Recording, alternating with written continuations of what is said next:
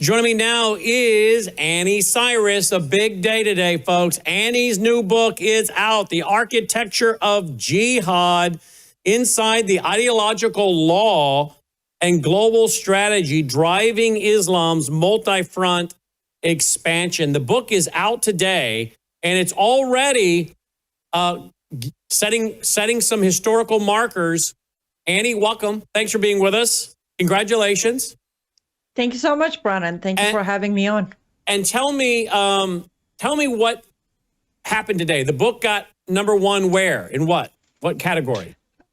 So we are #1 on new release across Amazon. And then we're also #6 on top 10 books across Amazon on history of Islam. Good. And it's just day one. It's just day one.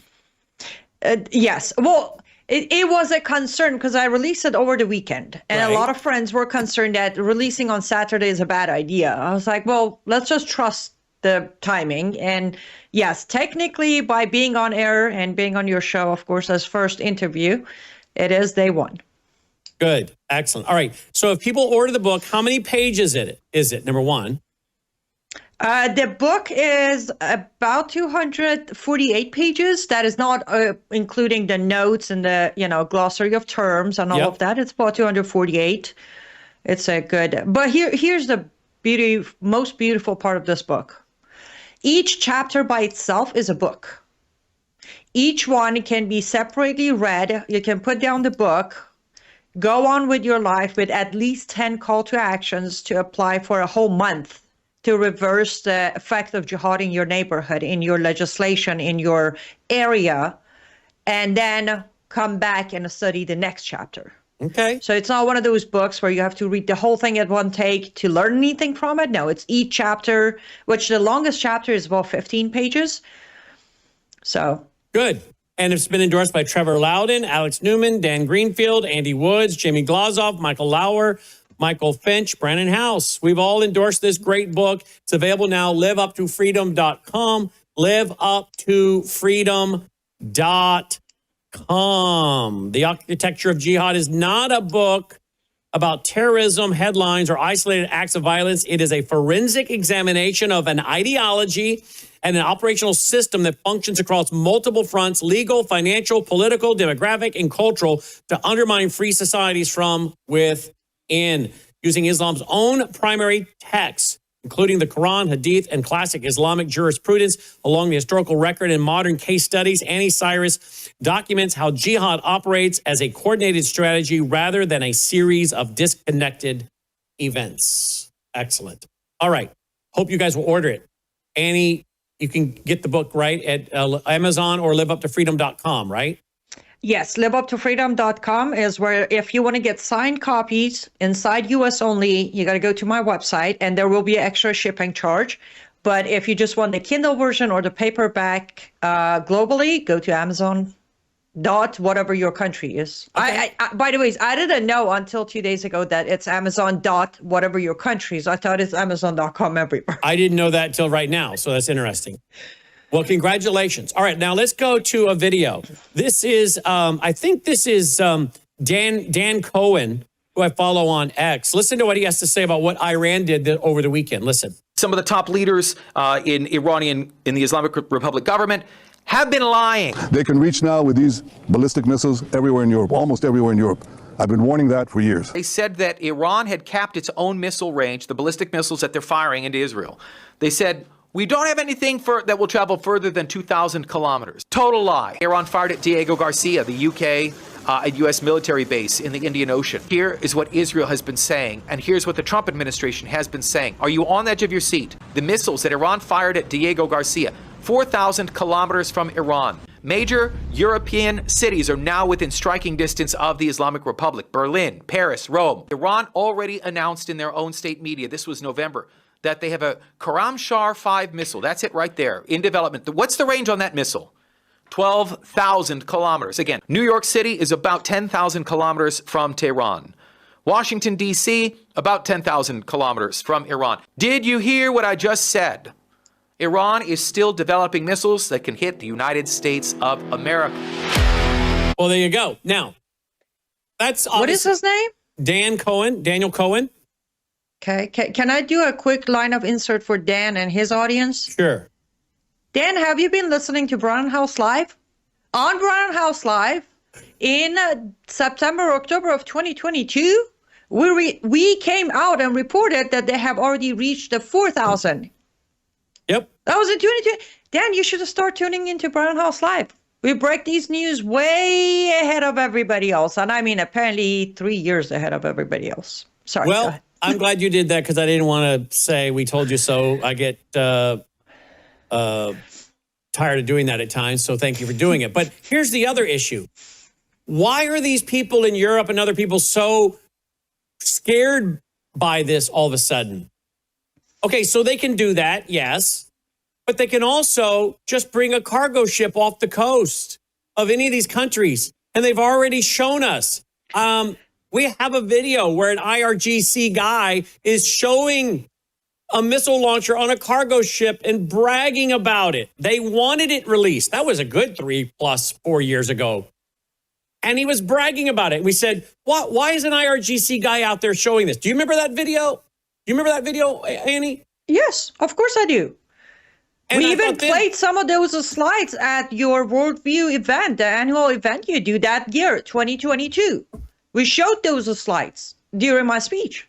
And they wanted the world to know, hey, we can strike any of you with a camouflaged cargo ship, basically. We'll use the cargo ships as camouflage to get off your coast and strike you, and you'll never know when or where we're coming. Okay, so they have missiles that can go thousands of miles. Great. Like Annie said, we've been telling them that. But they all act bothered now. Well, why were they not bothered when they could just shoot you right off their coast, off of our coast or Europe? I mean, I don't understand these people. But they gave President Trump a real gift this weekend when they did that. They gave him a gift. You know why I'm saying that, right? I don't know. Are you saying gave a gift for him to be able to not finish the job? No, well, let's hope he finishes the job. But they gave him a gift by showing, which is what people are saying on social media. See, Trump was right. Trump was right. Trump was right. Trump was right. Oh, the imminent danger. All weekend long on social media. They gave him a gift by doing this now. And they apparently have scared Piers Morgan and all these other guys. We're like, oh, we can get hit now in Europe. We don't have any defense for this.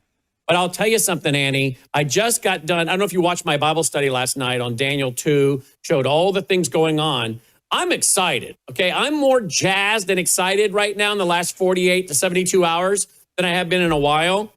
I have to tell you, this job that we do here, you know it, we sludge on day in, day out, day in, day out. Pretty horrific stuff we have to report, pretty horrible stuff we have to report. Gets a little tiring, a little depressing.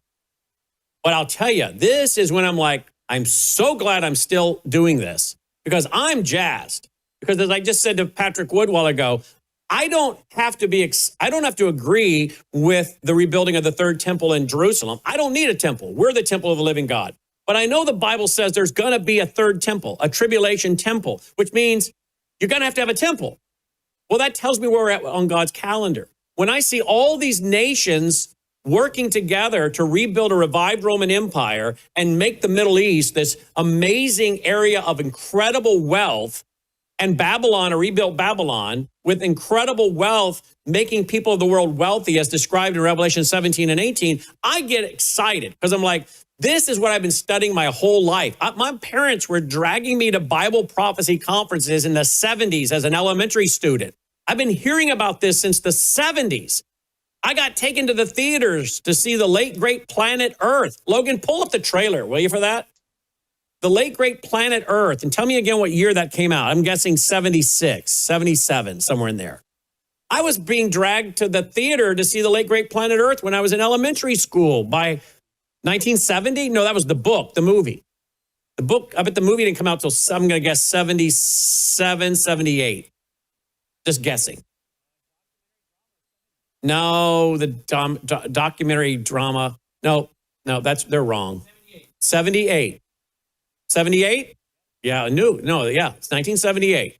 So I was born in 69. So I would have been what, Logan, 9 years old? So I'd go to the theater at 9, watch The Late Great Planet Earth by Hal Lindsey. My parents dragging me to this stuff to hear these people. And then I'm in this line of work with a reporter on the ground in Israel, working with an Iranian Christian named Anni Cyrus, working with an Egyptian who speaks Arabic and knows the Quran by memory, Usama Dakdok, working with an Iranian, Shahram Hadian, working with an Iranian of descent, Hadia Miramani. I mean, you can't write a script for someone's life like what I've had the privilege of living. And I can take no credit. I'm thankful my parents dragged me to this kind of stuff and had me around this kind of thing and was raised in the D.C. area for 8 years. And then God to providentially open the doors. And now, after knowing people like John Whitcomb and Jimmy D. Young and all these guys from that era, hey, here we are with our network at the apex of our growth after doing this for 36 years, just day in, day out, the struggle to build and to grow and to maintain. And here we are in 2026 now at our apex right now. We're hitting record numbers on radio and television, the guys in the control room were saying. Every week they say, well, today's numbers were bigger than last week's, bigger than last week's. Every week we're hitting bigger numbers. I'm not bragging, folks. What I'm saying is we are at a providential time of God's doing to build the team that we have around us and the history I have as a child being taught this in the 70s when I was 9. And now I'm sitting here as a newscaster being watched around the world with a broadcast partner and reporter on the ground in Israel. You can't make this up. From my perspective, I'm sitting going, how did this happen? And I'm jazzed right now, Annie, because I'm realizing that we have the chance, whether we agree or disagree, we are watching the stage being set for the things to come about that the Bible said was going to happen. And I don't have to agree with them to be excited about it because it tells me where we're at. And then I get the chance to sit here and explain it from a biblical, prophetic, eschatological standpoint, which should cause people to not only be excited about the return of the Lord, but it should give them passion to be sharing their faith with people. What are your thoughts on what I've been sharing? Let me double down on that. You know what I was doing when I was 9? I was learning how to be an adult woman. You were learning how to be an adult woman?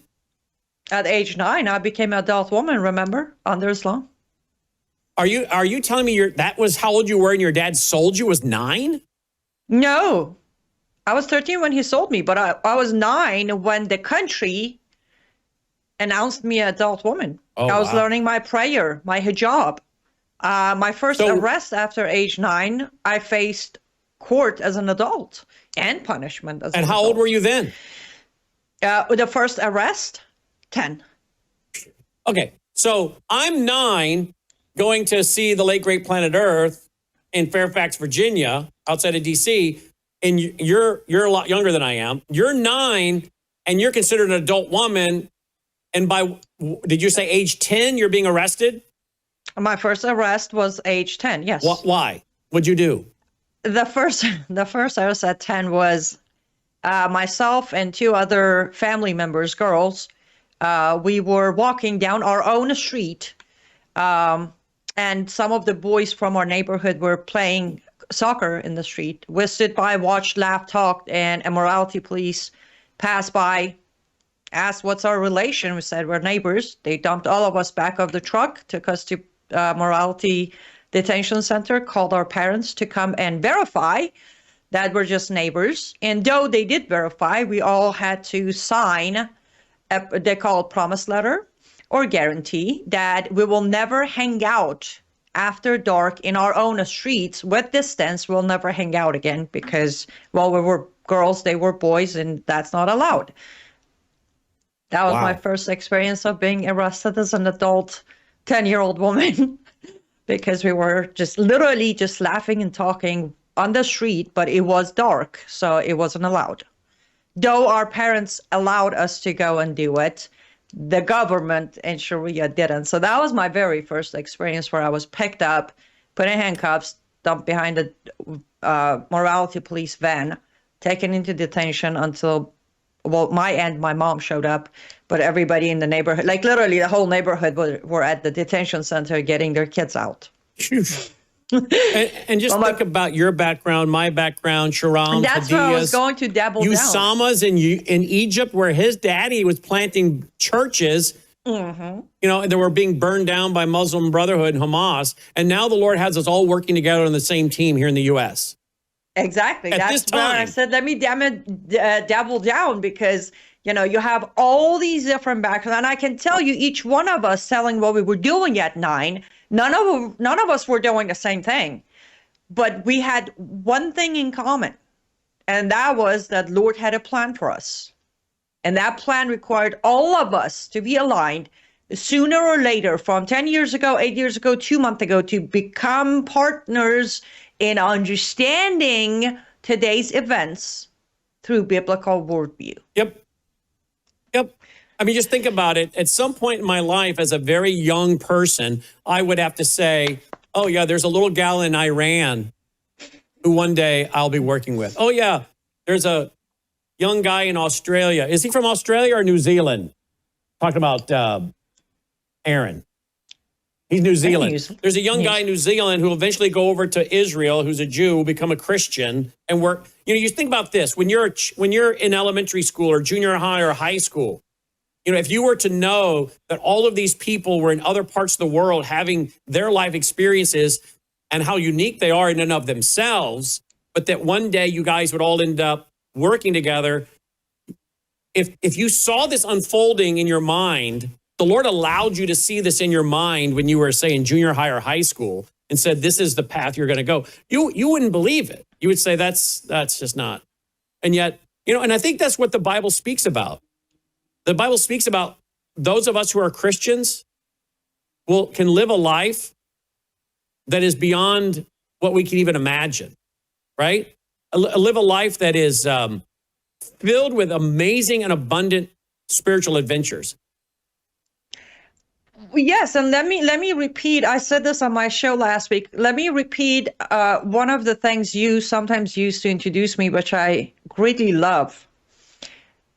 Only in America, where there is a freedom of religion. Remember, this isn't about American freedoms. This is about specifically freedom of religion, where I was allowed to come to Christ openly and then find people who could teach me, like Brannon, about my faith.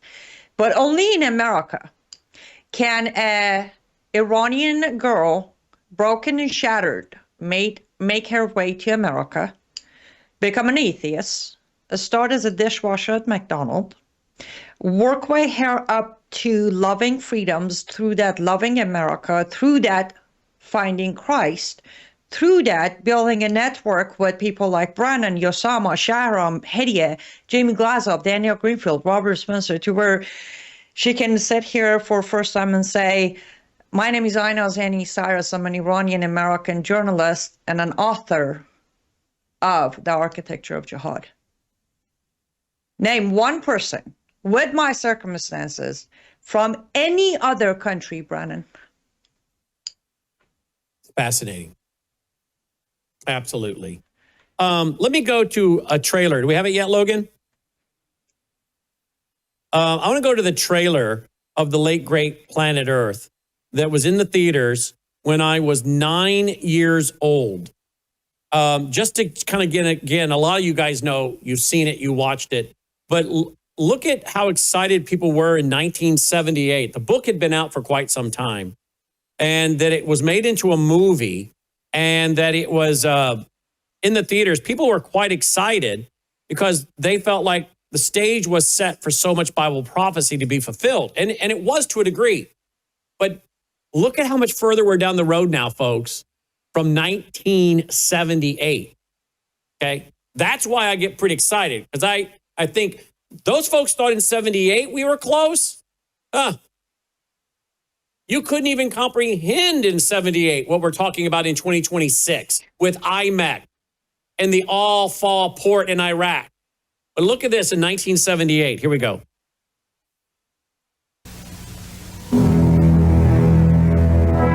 Man is faced by unprecedented perils that threaten to send him crashing into the dark abyss of silence known as extinction. Man man stands on the brink of destruction.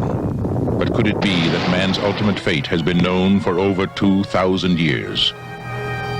This was a false prophet some 2,000, 3,000 years ago. Why did they stone him? Then as now, man believed himself too sophisticated for prophecies. But now prophetic patterns exist that cannot be ignored, cannot be forgotten. The late great planet Earth, featuring Orson Welles. The incredible best-selling book by Hal Lindsey is now a motion picture that dares to explore the terrifying meanings of the ancient prophecies. Dares to face the chain of events predicting the end of our planet. I'm speaking to you today from the last battlefield on planet Earth. It's out here that the last stages of history as we know it will be decided. Let all the men of the war draw near. Let them come up. Multitudes, multitudes in the valley of decision. When the book of Revelation warned that 200 million men would decide the fate of our planet, is it only coincidence that Red China today has an army exactly that size? The prophecies speak of the coming of an Antichrist. Is he among us already? Many people think that because this man's called the Antichrist that he'll appear to be evil. But Satan's no fool. Is the computer his weapon? What is the prophetic clue to his identity? Let him who hath understanding calculate the number of the beast. For the number is that of a man, and the number is 666. The increasing frequency of earthquakes and floods, dramatic changes in weather patterns, all predicted centuries ago. Scientists are now warning us of terrible dangers from outer space in 1982. In that year, Jupiter and all the other planets will be aligned on the same side of the sun. The late great planet Earth. It will take your mind further than it has ever dared to before. Is it all coincidence? Or has the final countdown begun? Is our planet truly in mortal peril? Have 70% of the key predictions fallen into place already? Whether it's 5 minutes to midnight or whether it's 10 minutes to midnight is debatable.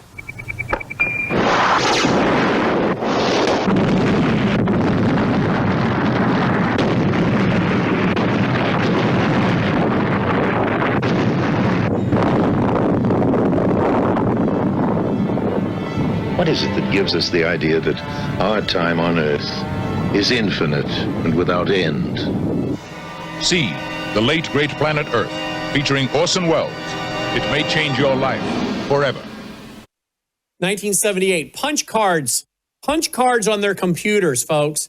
Now, they had no idea about what we today call artificial intelligence, which is not artificial and it's not intelligent, but that's what they call it. They were worried about the Cold War, the Soviet Union, nuclear war, and now look at how much Islam has marched around the globe and struck America at home, not only with the original bombing of the World Trade Center in 93, but then, of course, September 11th, 2001. And a man rising by the name of Donald Trump become president twice, one term apart. And that you see the Middle East as it is today and the Abraham Accords and now IMEC and the fall port. We can only work with the information we have. 1978, they felt like they had quite a bit of information. Now we realize today, what's today, March 23rd, this evening, 2026? Look at how far we've come. And now there's the talk of rebuilding a third temple. All the instruments are ready. The choir has been trained. We have video of them singing. They have 5 red heifers in Israel, 4 now. They've sacrificed 1. I mean, you can't make this up, the convergence of events. This is quite fascinating. Annie, you watched, I'm sure, the presentation. I sent it to you last night to watch. What were your thoughts as I was laying out this map? This is a unique map to us that we built over the weekend. And IMEC, and then we have, of course, the fall port in Iraq. They're laying roads, railroads, as well as highways, computer hubs, AI data centers, fiber. What they have to get a hold of is the Strait of Hormuz. They've got, and the thing that is the stopping it. When you look at even the plan put out by Jared Kushner, Steve Witkoff, and that team related to Gaza that we showed earlier tonight and last night, they're admitting the big problem is Iran. That Gaza was a bunch of proxies for Iran. They're mentioning IMEC. They're mentioning Abraham Accords. They've got to get Iran under control, or all of this is for naught. Speak to what you saw last night that I laid out from Daniel chapter 2 and where we are today. Well, before let's just, from today, one more piece added to everything else is if anybody heard President Trump at the airport as answering questions to reporters about his statement of we're in talks with Iran. What he said and what he didn't say says that he might have already resolved that problem because he has picked a leader of his own choosing. He's talking to that leader whom he thinks is the most respected man who could be the leader in Iran. And he's not naming him, but Iranians, we pretty much have a very good understanding of who he's referring to. Point is, he is solving that problem, apparently. He picked a leader from the Islamic movement, by the way. It's just anybody who thinks this might be a different person from inside, and he might resolve that problem. Which then, if he does, it just adds to everything that you've been going through. Yes, Ghalibaf. There you go. Is that him? I don't know how you. Yep, that's the man. What were you about to say? You don't know what? I said I don't know who guessed it and played it. I just did. I just sat here and did it. Yes, that is the man. But Joe, clearly, Ghalibaf immediately comes out saying, I'm not talking to them. I'm not talking to them. Like, no kidding. We weren't expecting you to come out and say, I am, because immediately IRGC is going to kill you. However, Ghalibaf is the category of same as Mousavis and rest of them. Point being, if this is the case, what you've been laying out, not just last night, I've been very, to be honest, I have never studied the book of Daniel. I've read it, but never studied. So the entire series since you started is pretty fascinating. But yes, it just shows that every piece is falling in place, isn't it? But can I ask you a question, Brannon? Because it's my question, and I know few other people have asked. Does this necessarily mean it's all going to happen during our lifetime, just because the pieces of puzzle are falling into place? Nope. Or does it not? No, it doesn't. Do you mind elaborating on? And that's why I wanted to show the trailer of the late great Planet Earth that came out in 1978, because the people then thought we were in the time was very close, that all the dots, all the pieces were lining up, the dots were connecting. And I think we should live like that for every generation, regardless. But that was the feeling in 1978 with the Cold War and nuclear weapons and whatnot. But look at where we are. We were, 1978. Here we are, 2026. So, that's a long time ago. And yet here we are. No, it could be another 30, 40 years, 50 years, 100 years. But I'll tell you this. We've never seen all the things lined up now like we have then. There are many countries that did not have military and economic agreements with each other in 1978 that do today. So could this go on another 30, 40, 50 years, 100 years? If the Lord wants it to, it will. But I'll tell you, we are so close in regards to the stage setting that I don't know how much more stage setting you can do. I mean, are you going to have 10, 15, 20 more years of stage setting? I suppose you could. But the Bible scholars and Bible prophecy guys I talk to, many of them never thought we would be here as the church to see this much, that the Lord would have already taken the church out. So if that gives you any indication for how close many of us think we are, yeah, I think we're super close. And of course, the question for me, Annie, is when does the Antichrist show up to finish what Donald Trump started? Does Donald Trump take the ball down the field and then an Antichrist? I mean, Donald Trump's 79 years old. He's going to be 80 soon, right, guys? When's he turn 80? Does anyone know? We'll look it up.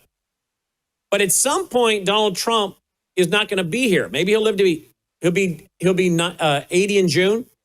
So whether his term runs out, but if his term runs out, he lives through his term, which we pray he does, but he goes on to the Middle East to be the chairman of the Gaza board indefinitely. The question is, how far down the road does Donald Trump take this before a global leader known as Antichrist shows up to finish the deal? And we know from Daniel 7, as I've already said tonight, he has to rip 3 leaders out by the roots to get 3 more in there to make his 10 who go along with him. So yeah, this could drag out more. But I just can't believe we're sitting here reporting on this stuff as fast as it's happening. And that's another thing I would make a point of. Look how fast it's happening now. We didn't see the events from 1978 going this fast like we do today.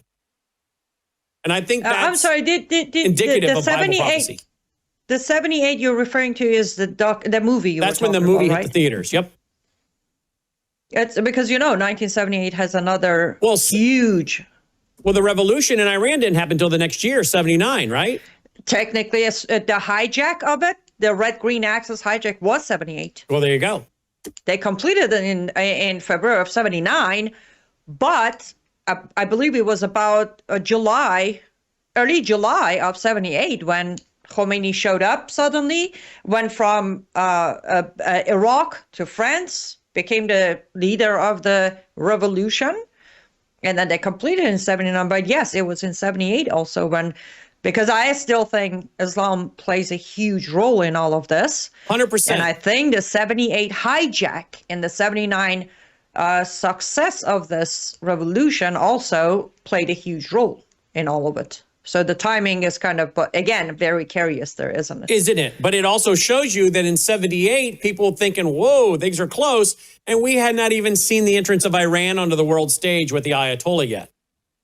Exactly. So I don't want to look back 10, 15, 20 years from now and watch this program and say, yeah, we're still here. And maybe we will be.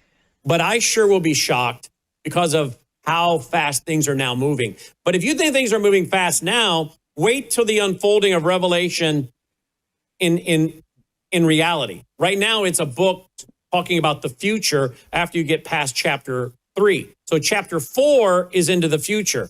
Once you get there, the Bible says when these things begin to happen, they're going to happen very fast. If we think they're happening fast now, we ain't seen nothing yet. But to me, absolutely fascinating what's going on. And that this team, I'll reiterate, that this team at this time is all working together, that all of us and our various life experiences and training and background and history and heritage have come to where we are now, all of us being believers and all of us working together. Only God could do this. Now, I want to go to a clip and see Before your thoughts. Before you cut to a clip, I don't know why I did it. No, I do know why. I just sent you and Logan an email with 2 pictures in it. We've never shown these pictures on your show because probably we never actually dug into when I was 9 years old. But if anybody likes to see proof. Oh, I've seen this picture. I've shown this somewhere. I don't know where I've seen this picture, but I've seen this. You've seen it on my presentation when I was there for, I think, the siege. That's the one I'm in.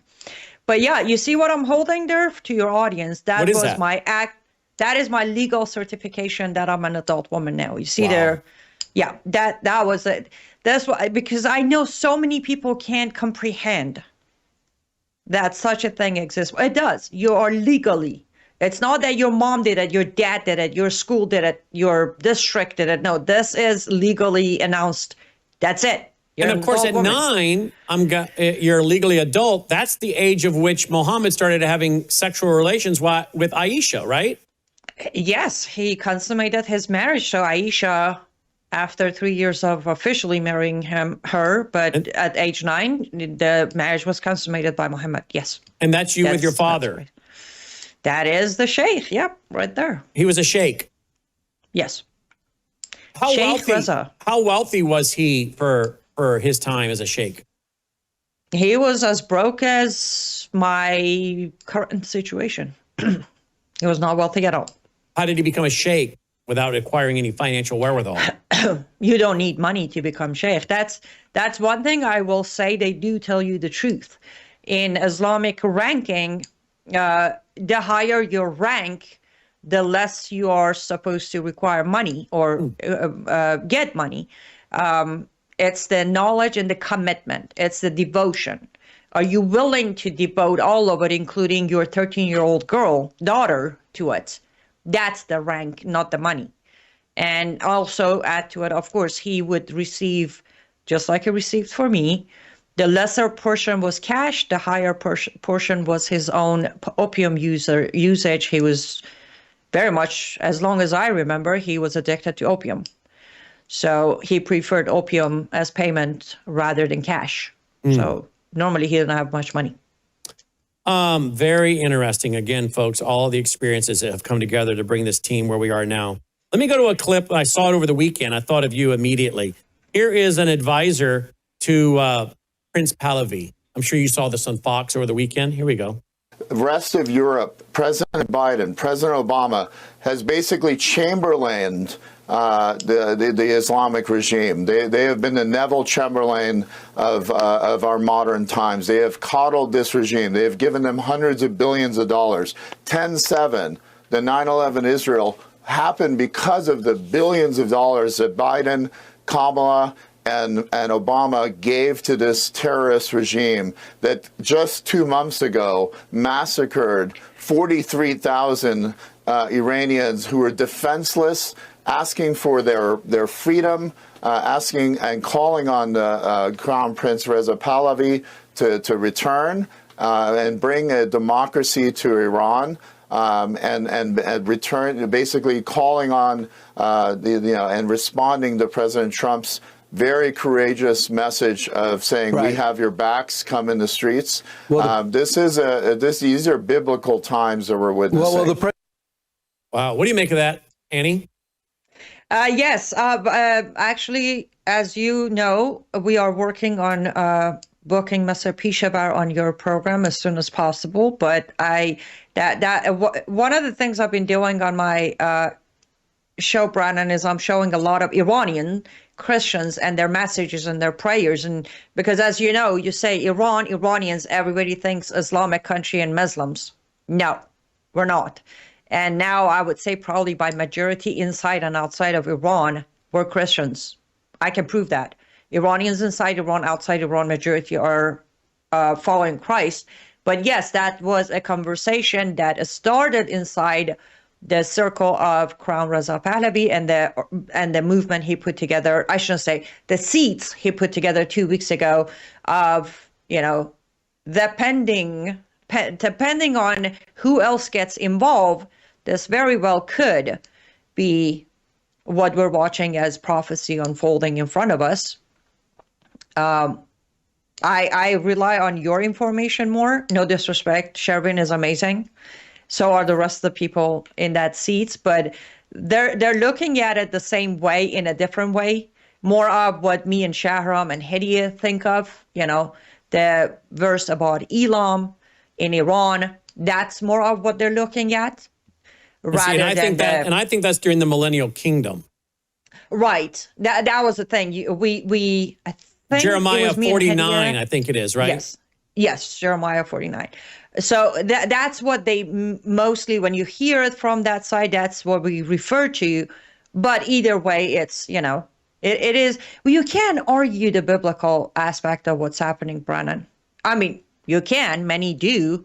Again, today I produced a show that absolutely, twisted all of it. Did my face explain the show? But, I've seen memes like, oh, when I was 30 years old, my whole thing was, let's go buy a house. Nowadays, the 30-year-olds are just looking at prophecy, prophecy, prophecy.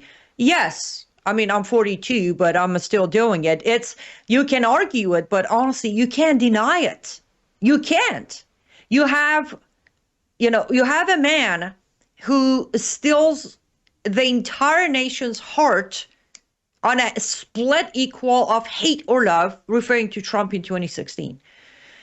Gains a lot of trust, loses, comes back, and we watch all of this. I mean, you can't, as you say, you can't write this a script. You can't make this up. You can't deny it. Feel free to argue it. You know, we do that as humans. Like, I have a headache and I ignore it because it's going to go away if I pretend like it's not there. That's what humans are doing. You're pretending it's not there, but it is.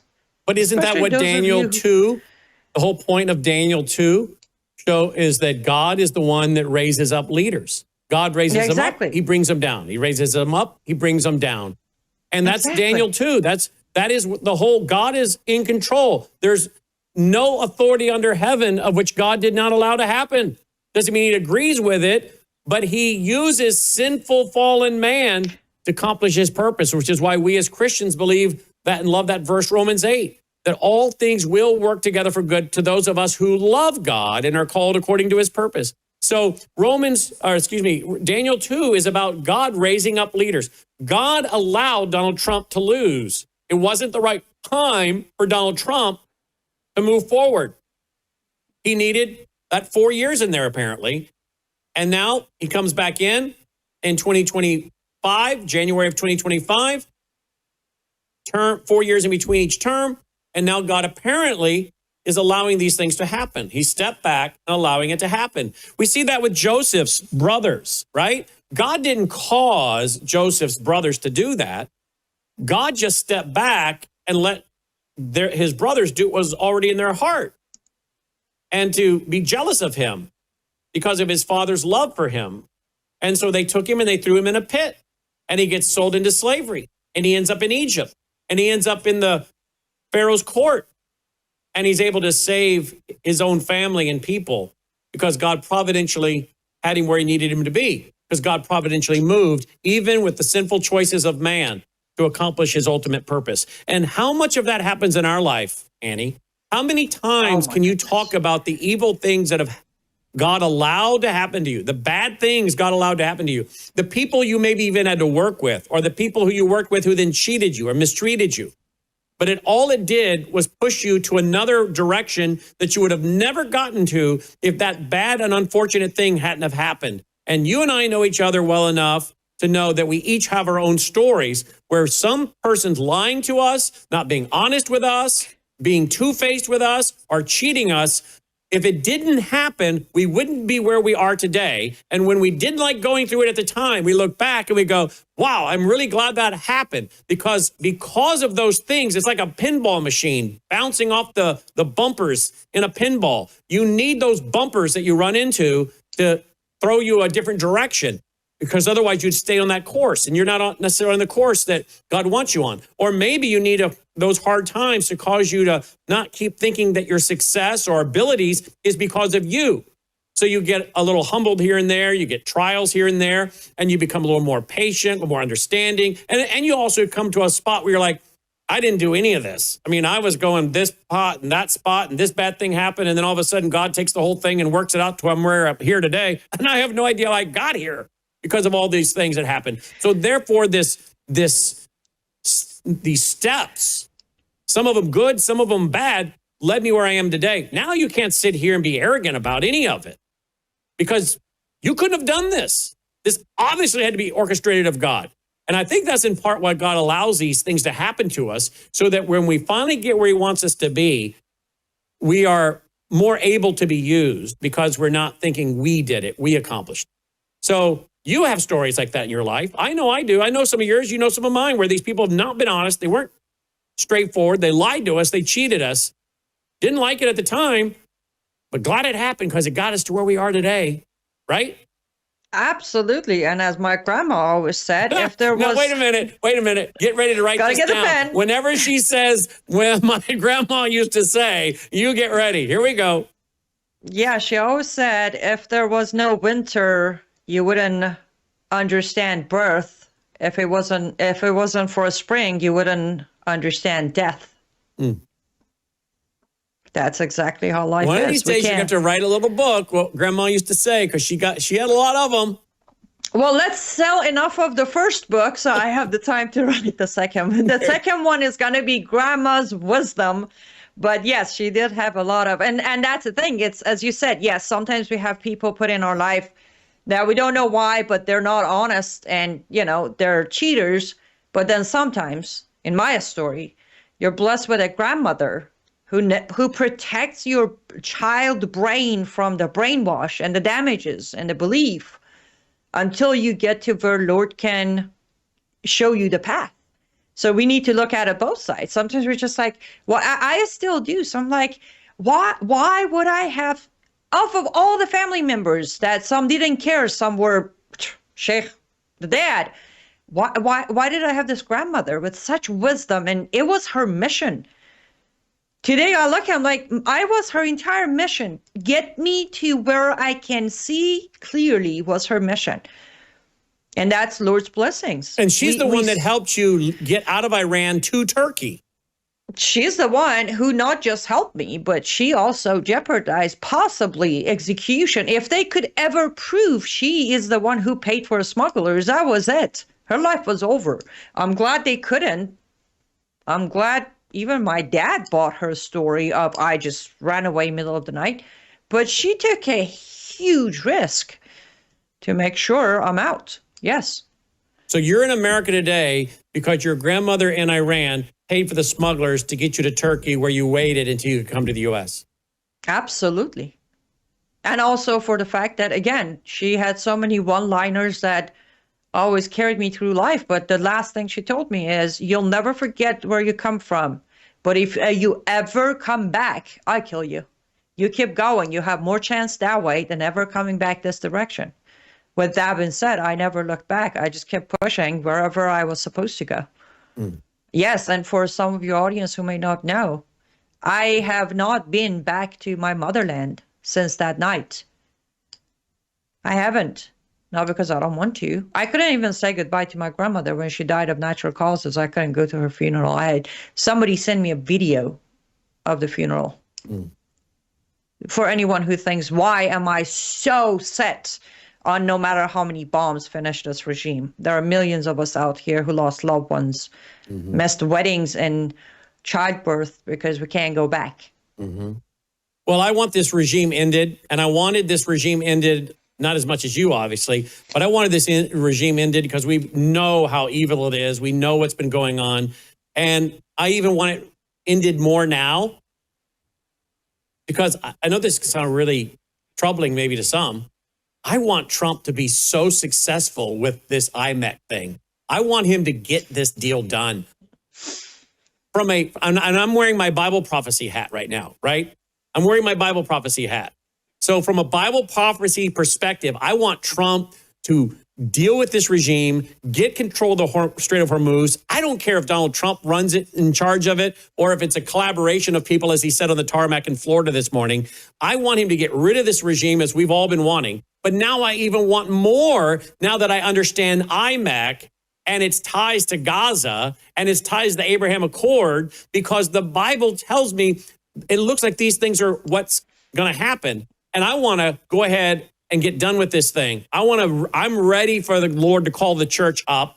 I'm ready to go on, because I was thinking over the weekend, think about this, Annie. This body will not live forever, right? Unless the Lord calls the church up and I'm involved in that rapture, I'm here at that time.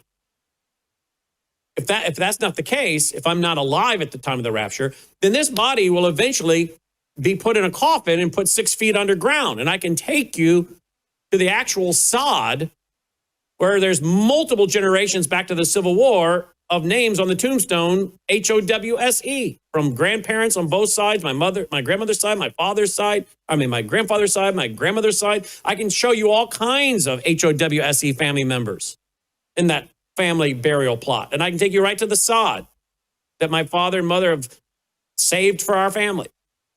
And I'll be 6 feet under that ground right there. But what won't be buried is what is here inside me, my soul. And I was thinking over the weekend, we oftentimes think about this life in this body and that, it's temporal. And it is. But this weekend, I thought, my soul, which is who I am, and my mind will live forever.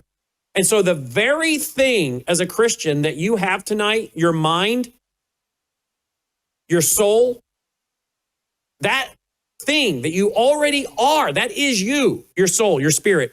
That soul or spirit is going to live forever. And I was thinking this weekend, that's remarkable. That's hard to fathom in your mind, that the very essence of who I am, that includes my mind, is going to be forever. It's just like getting rid of a pair of clothes and your soul, your spirit. You just shed this body like a pair of clothes, but your soul and your mind keep going. And that soul and that mind is going to be involved in administrating for 1,000 years God's kingdom on earth. And as a Christian, as a believer, as part of the church, I'm going to have a role in that. And I don't know what that role will be, but whatever role I play in it is going to be based on how I lived here and now. My resume is being built, and the scriptures are clear about that. That what we're doing now is going to pay dividends in the Lord saying, I want you, Annie, to do this, this, and this, and this for me. You did all of these things. This was your resume. This was your job testing. This was your training. You did great. And therefore, you're responsible with these little things. I'm going to give you a responsibility in much. Now, you go and do that right now as my ambassador. And Brandon, you go and do this, this, and this. And we're going to look at each other and go, can you believe we just got appointed by the Lord, the King, to go do this? And I think you and I will have conversations like this. You and I and the rest of our team that are believers will have conversations and say, remember when we were there reporting on this stuff day in and day out? And now we're here? Can you believe we now are going from here to there at a moment's thought? Boom, boom. We're all over the planet. And we're doing something for the Lord that he's commissioned us to do. And we won't even be able to, just as we're blown away by what the Lord has allowed us to do in this life, cut it to a point where like, can you believe it's taken this long, but we're here at this time with all this going on in the world events, reporting on what we're reporting on, working with who we're working on, can hardly believe it. That's nothing compared to the conversations you and I and others are going to have during that 1,000-year millennial reign. We're going to talk about these days on earth and that we watched it happen and bring us to the point.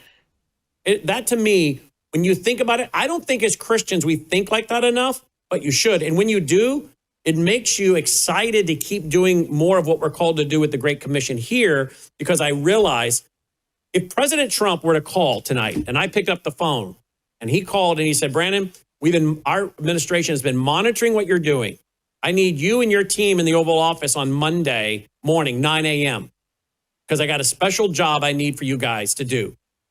I'm going to make you guys some special advisors to me because I've been watching what you've been doing, and I realize I need you and Annie and Hadia and other people's perspective. We would all show up, and we would think, wow, the President of the United States has called us for his advice. That's nothing compared to the King of Kings and Lord of Lords calling us up. You can't even compare it. It's like having the janitor call you and ask you to go get a roll of toilet paper down the hall and bring it to him. Compared to what we're talking about, the Lord himself is going to call you up and tell you, I know who you are, and I know what you were doing, and I know your resume and your works, and therefore you go do this. And we're going to have our memory of everything that we were doing in this life that brought us to that spot. And I don't think people think about that. The man in hell had his memory, right? He had his memory in that parable, right? Let me go tell my brothers. Let me go tell my family. Don't come here. Let Lazarus come and put a drop of water on my tongue. He couldn't cross the chasm. But he had his memory. People in hell, I had a conversation with some over the weekend. I said, I gave the gospel to a friend of mine who passed away. And he thanked me, but he said he was going to take his chances. And he died. And I said, you know what I think of often?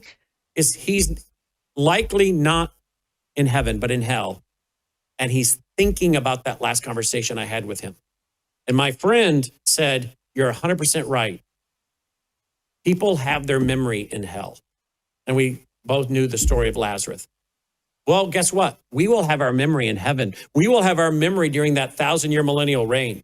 and you think we're having a fun time talking about how we ended up here today, March 23rd, 2026, wait to the conversations we have in the millennial kingdom about how we just kept persevering and going. And as a result, look at where God has appointed us now. I hope that encourages you, Annie, in your work and all you've been through. I hope it encourages the whole audience. Oh, it definitely does encourage me every day. And that's why I think we're without knowing so, we're also going through training. And when I say we, let me be very specific. Christians like me, you, Usama, Hediya, Sharon, everybody that you named, because you, your network, and all of us in your network, we have always received the credit of you didn't change narrative, you're not bending, your tone hasn't changed, you're bringing truth. I had comments from your audience on Brannon Howse Live writing me very kindly saying, if you say it, if Brannon say it, I know it's truth. Otherwise, I'm going to run it by you unless you confirm it. But there are other Christians out there who are not. They're not worried about what you just talked about. They're worried about today, the clicks and the sponsors and the followership and the fame and all of that. Just like somebody did it over the weekend with Candace Owen. They counted how many times Candace say me, I on a stage versus how many times she credited Lord for whatever she's talking about. It was, I think, something like over 300 times of her, 15 times saying Lord. That's the difference. We do what we do. We don't get arrogant. We don't walk around like we own the world. We always say, praise the Lord, my book is out. Praise the Lord, our numbers are up. We know who's giving us the opportunity and the blessings to get here. Many don't. And I think those won't get any appointments. I'm just saying. And I agree with that. And I think we also know there's no way humanly possible. I'm not smart enough. I'm not administratively capable of organizing all that has come together. Physically, humanly impossible. I can administrate, but I can't administrate that well. There's no way humanly possible I could administrate these things to be as they are today. No, impossible. The fact that you and I even know each other was providentially done and organized through the Lord bringing Bill Haney into my life. And we could go on and on. So I think we're at a very special time. I think we're at a very interesting time. And I'm also hoping that President Trump is wildly successful with what he wants to do, not because I agree with the idea of a revived Roman Empire or a rebuilt Babylon that will end up being used by the Antichrist and his 10 world assistants, but because I am eager for these things to come to pass and get on with what the Lord has for us in that millennial kingdom and then in the kingdom that will be forever and ever. And I just am excited more than I have been in a while in my work the last 72 hours because I'm seeing some things to me biblically that show me, whoa, this is really big news. And the average person in America, much less the average Christian, has no understanding of what's unfolding in front of us. None. Because it's not comfortable. That's why. There is a specific discomfort. Again, I'm not saying everyone, but humans, again, another saying that I say a lot, this one is actually mine, not my grandma's, like, stop saying life is short, you just leave once. No. You die once, you leave every day. Make every day count. But most people just think about that last minute. And thinking about that last minute, they haven't come to have the comfort of reaching that last minute. Therefore, they don't want to think about how fast they're getting to that last minute. Therefore, they don't think about it. They reject the knowledge that causes them to perish. Well said. Here it is. It's out. Go get it. LiveUpToFreedom.com. Annie's brand new book, The Architecture of Jihad. Anni Cyrus.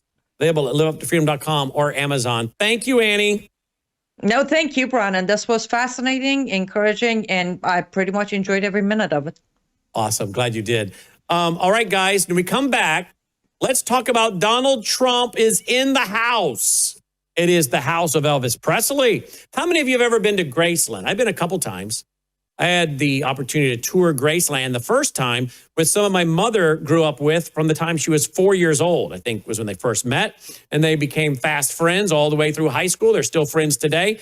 And I got to know her. She was like an aunt to me. And when I was in the Memphis area around, I don't know, it had to be the late 90s, mid 90s, late 90s. She and I together went to Graceland. I don't know, my mother and Melissa and others didn't want to go. So Betty and I went to Graceland. And Betty had actually been given a tour when she was in like junior high or high school by Elvis himself of the house, because she had, I think she brought some strawberry preserves to the gate there at Graceland over and over with a friend of hers until she befriended one of his relatives. And he said, all right, you girls come back tonight. He's got a party at the pool, around the pool. I'll take you up there to meet him. So they showed up later that evening and hopped in the golf cart, she said, went on up to the house, went out to the back pool, met Elvis, and then he gave them a quick little tour of the house. Well, I went on the tour of the house with her, and she was telling me about, well, Elvis showed us this, and Elvis showed us that. We got downstairs to the TV room, and there's a yellow counter there with a sink behind it. And you're standing there looking at the various televisions he had on the wall, which was pretty cool for the time. And she said, yeah, we were down here and my friend asked for a glass of water, and he went around behind the counter and right there and got our glass of water out of that sink.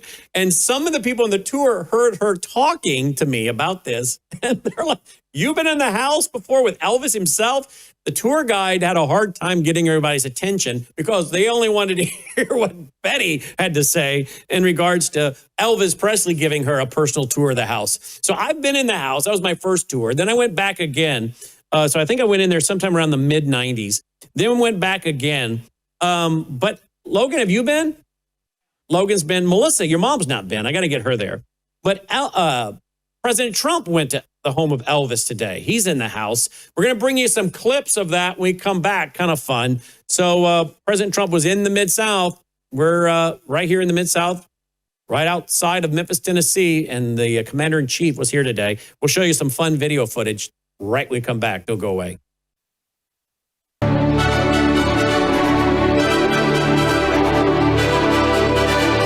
This is Brannon Howse Live. Whether the issue is law, science, economics, history, family, social issues, education, religion, government, or national security, Brannon brings the issues of the day into clear focus through the lens of a Judeo-Christian worldview. And now, here is your host, Brannon Howse.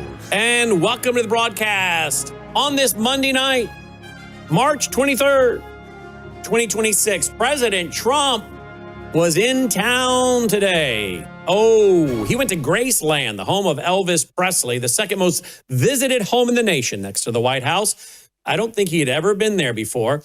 We have a lot of video footage to show you. We'll save it for the end of the program. We have to do our work first. And after that, we can have a little recess, have a little fun, and show you some great video of President Trump at Graceland today. He was here to tout what he has done to the Mid-South. And what he has done is quite remarkable and historic. And we sure appreciate what President Trump has done. He has cleaned up Memphis. He has brought the crime down to like a 100-year-plus low. And he says it's even going to get better. If you like what you see now, Memphians, he says, you just wait. It's even going to get better. I'll talk about that a little bit more in the program, but I'll tell you, he's done a remarkable job cleaning up Memphis with our National Guard and getting the governor to bring in the state police, which we very rarely saw state police unless you jumped on Interstate 40 headed toward Nashville. You hardly ever saw them in the Shelby County Mid-South area. But that changed. Now they're everywhere. Crime has come down. Man, can you imagine him doing this to other cities, Baltimore, Chicago, and so much more? Isn't this the first priority and function of government, security and protection? Indeed, it is. Well, he has all the right to come to town and take a lap of victory when it comes to what he's done for Memphis and to Memphis. He's cleaned it up, and then he finished his trip off here to the Mid-South. Was, as I said, a trip to Graceland, where I've been twice. Have you been there? If not, or even if you have, you'll sure enjoy some of the fun we'll have tonight, showing some video of President Trump at Graceland in some of the various rooms. So we'll get to that tonight. But first up, Patrick Wood's going to join us because, as you know, Patrick and I are spending a lot of time studying what's happening in the Middle East, largely under the leadership of President Trump when it comes to IMEC. That's the India, Middle East, Europe economic corridor. And it's pretty exciting from a biblical Bible prophecy standpoint. We'll talk about that tonight with Patrick. And we'll go to some of these articles over at worldviewreport.com. Gulf banking mergers, how mega deals are reshaping the region's financial landscape. That's in the Gulf. United Arab Emirates, Dubai Ports Group to develop Iraq's Al-Fal Grand Port. I'm going to show you the connection between that Al-Fal port and Iraq that I've been talking about the last few years, as Iraq and Babylon are coming back to life as a major commercial center of the world, but making a connection between the IMEC and the Al-Fal port through the United Arab Emirates. I'll show you that in an article tonight. Let's see, what else do we have here? Let's see. Any other topics? Oh, yeah. Saudi Arabia, 2.7 billion AI data center. Yeah. The world's focus is going to quickly shift, my friends, to the Middle East. What will that mean for America? What will that mean for America? I can tell you from Revelation chapter 18, the Middle East is going to become a center of massive wealth. I don't know what that means for America. And frankly, I have to put on different hats tonight. As an American, with my American hat on, I'm like, what's going to happen to America? I don't see American Bible prophecy. Uh-oh. But then I take off that hat, I put on my Bible prophecy hat as a student of Bible prophecy, and I'm like, I hope President Trump is highly successful in what he's doing over there, because it seems to me he's setting the stage for the fulfillment of Bible prophecy, which I don't have to agree with everything that's going to go on over there, but it sure gives me an indication of where we're at on God's timetable.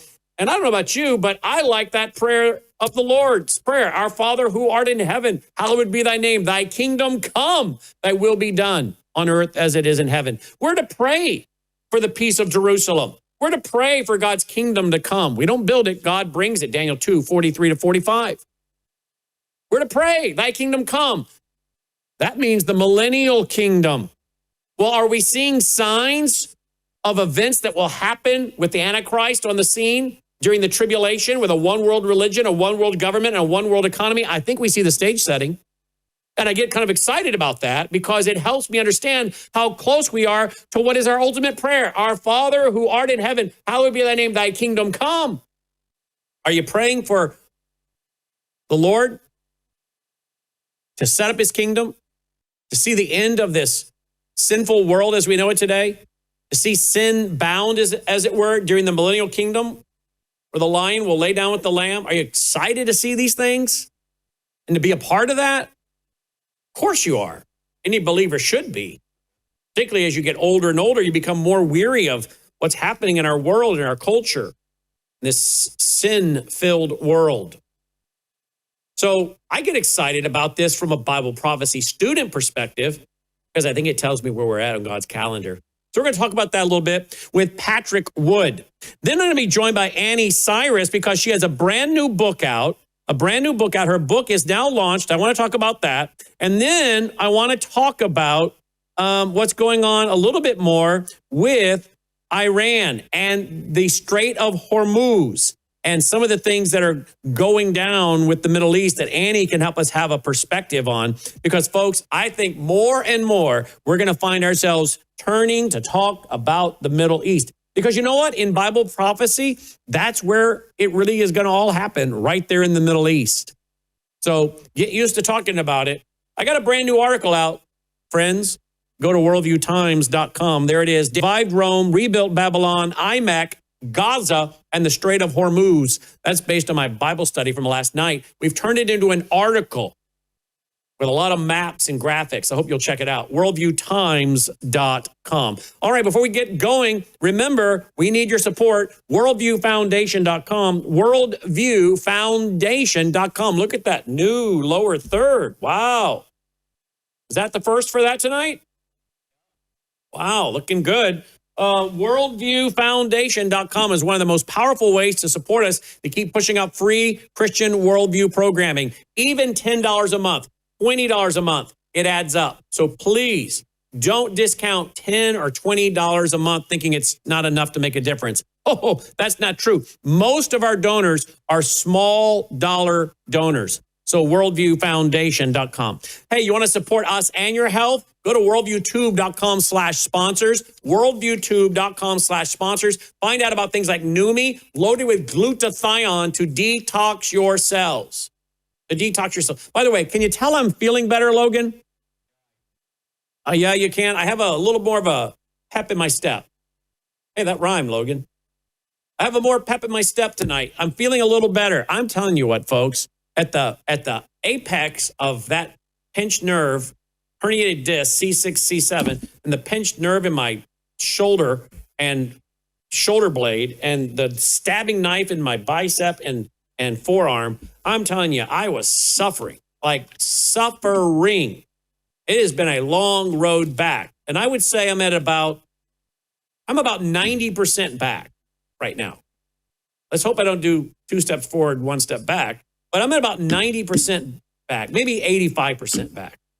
But I'm telling you what, I was in so much pain. I'll take how I feel right now compared to what it was. It was horrible. But I'll tell you, I've been loading up on my glutathione. I've been loading up on my Bella Grace. I've been doing 2 Bella Graces a day to try to get all that inflammation down. Because you remember I ran out of Bella Grace for 2 weeks during that snowstorm. That's when a lot of my problems started. But I also have been getting shots. I've been giving myself shots in the stomach every day, as you know. I'm taking, what am I taking, Logan? BPC 157. It's WD-40 for the human body, basically.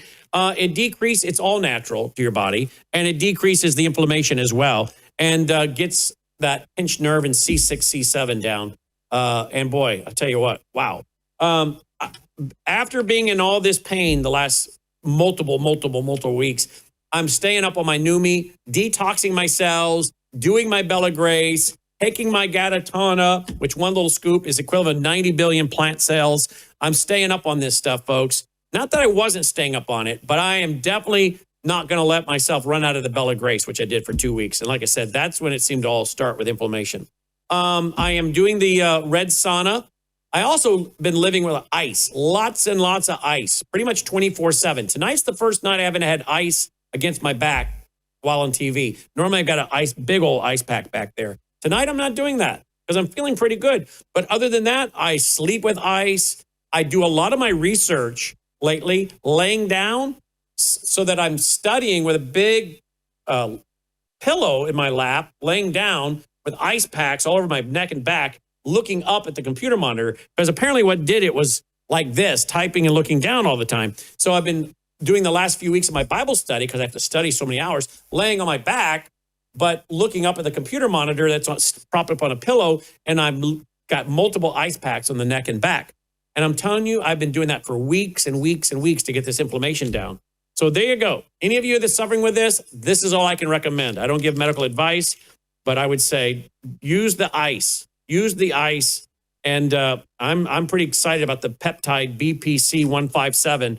So I'll be on that for the next several weeks. But anyway, stay up on your health is kind of the point I'm making. Because when you don't have your health and you don't feel good, life is miserable. Life is miserable when you don't feel good. So keep up on your health. You'll find a lot of the great products there at worldviewtube.com/sponsors. Let me take you there. worldviewtube.com/sponsors. Great ways to support us and your health at the same time. All right, we got